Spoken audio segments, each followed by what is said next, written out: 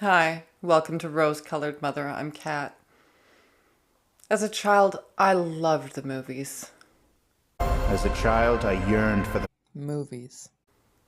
Watching movies was one of my favorite things to do. Well, it was one of the only things to do. I could only play with my little brother so much before it ended in bite marks and tears. Please, please, kids, stop fighting. The toys of that era My name is Teddy Ruxpin. were not as tubular as they were made out to be at the time. Oh, dude! Tubular. And the video games, although epic for that era, Wow, Zelda, Tetris. were really more of my little brother's passion. So that left me with the movies. Hollywood! And maybe it was also my need to escape from my regular life, if only for 90 minutes at a time. I even dreamed I would be a famous actress one day. She went to Hollywood to be an actress? Then I could even be someone else. Or maybe even several someone else's. Psychotics like a split personality or... In any case, I loved the movies. And so did Mom. But her tastes ran a little darker, shall we say. Don't leave out nothing. We love gory detail here. So whenever we would go to the video store, and yes, people, those actually existed, not just some legendary unicorn. And the thing is, hang on a second here, because the thing is, going to the video store was actually amazing. Because, okay, was there a chance that they might be out of the movie you had been desperately waiting to see? Sure, there was a chance. But could you also get a special fucking candy bar while waiting in line? You sure could. See, my childhood wasn't all bad. Candy was involved. Candy? Thanks, Mom. Yeah, but you eat too fast when you're upset. Thanks, Mom. Gee, I wonder why I was so upset during my childhood.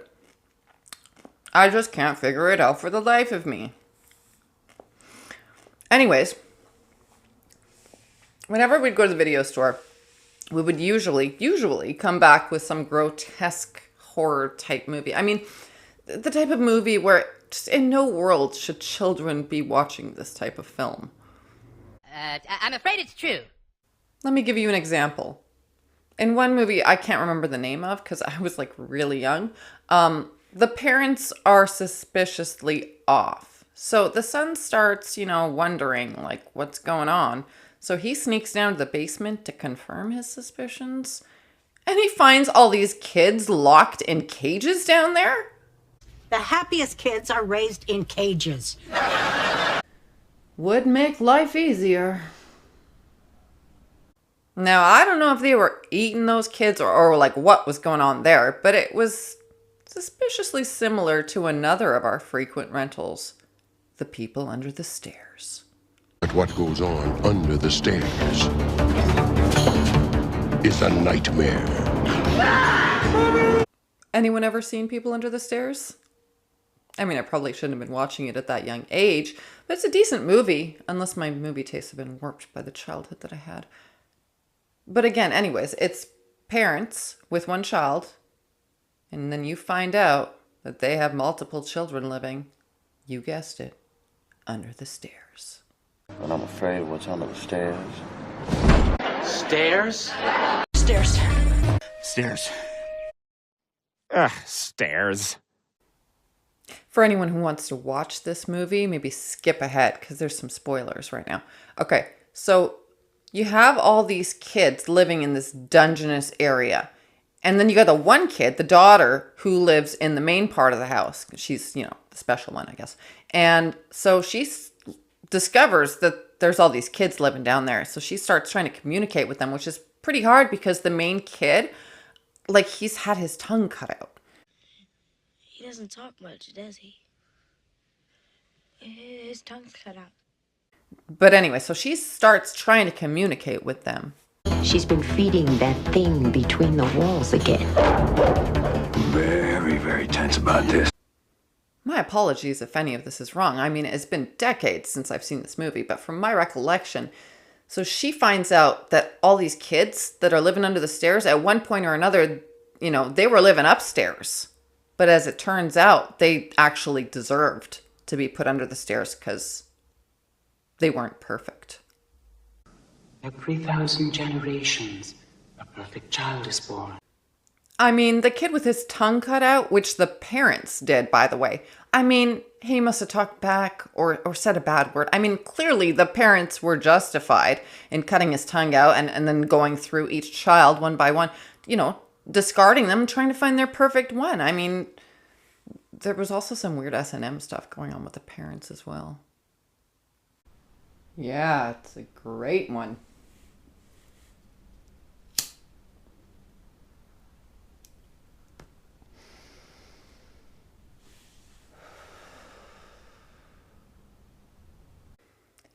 Yeah, Mom loved that movie. But it was kind of a mild one for her tastes. Her favorite movie, aside from White Chicks, of course. I am a white woman. Random, I know. But her favorite movie ever was this campy backwoods horror movie named American Gothic. There will be no devil's play in this house. That child never does finish a chore. Surprisingly, it stars two iconic actors from Hollywood's golden era, Rod Steiger and Yvonne De Carlo, a classic beauty, and fellow Canadian, mind you.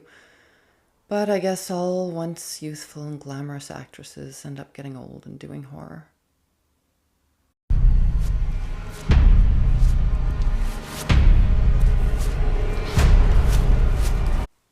So these two once leading Hollywood actors are now reduced to acting in this campy backwoods horror film. But when I tell you the premise, you're totally going to understand why they probably agreed to do this film. Again, if you don't want spoilers, fast forward now. Fast forward. Okay, so the film starts out with a group of college-aged friends, and they're going on a trip together, somewhere fun, right? Now, I don't know where they're going or why they need one of these tiny little planes to get there, but the plane crashes. But luckily, they find this farm with a really helpful family, right? Right? But what harm could you come to playing with the children?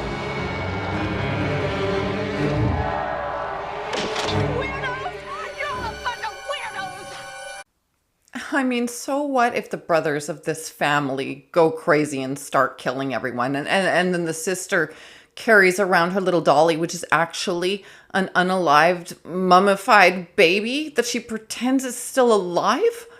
Please don't wake my baby. I'm going to be 12.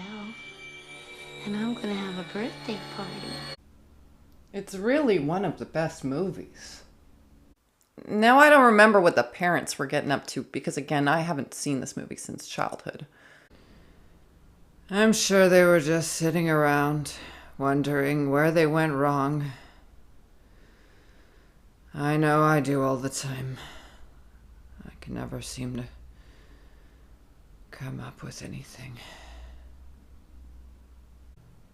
We didn't do anything. They're just bad kids. I know.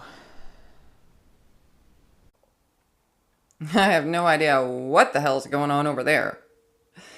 Anyways, guys, I'm going to leave it there for now because I have not even begun to scratch the surface of the movies of my childhood. But it's getting late and I gotta go finish these babies. And of course, watch a movie. Probably cuddle up with my kitties. Maybe my husband. Maybe. Anyways, thanks, guys. Join me next week for part 2 of me and Mom and the movies. The movie's starting.